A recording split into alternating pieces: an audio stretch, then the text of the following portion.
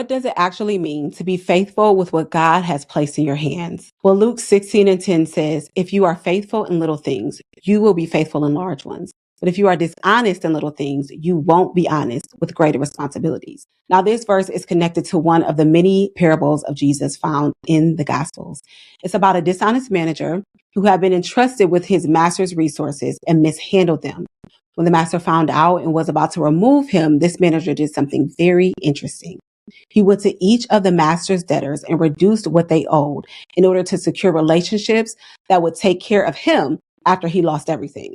Now, the master, after finding out what happened, actually commended him, not for his dishonesty, but for his shrewdness and intentionality in handling the situation. Jesus uses that parable to make a point.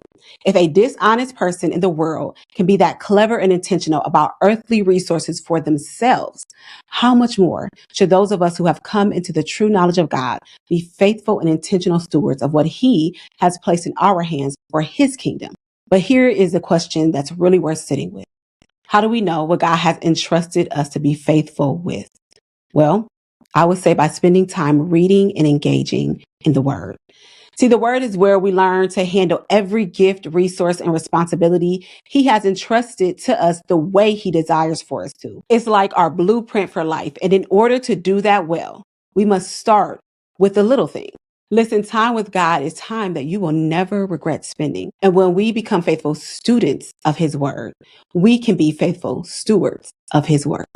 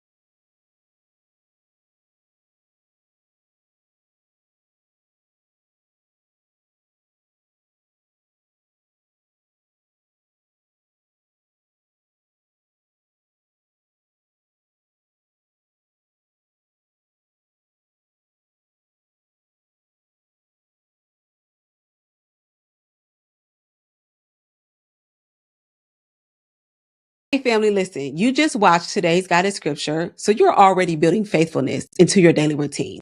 Now it's time to keep going. I want to invite you to start my Bible plan, begin with the word, and learn how to faithfully engage scripture with confidence. You can check it out on the next slide.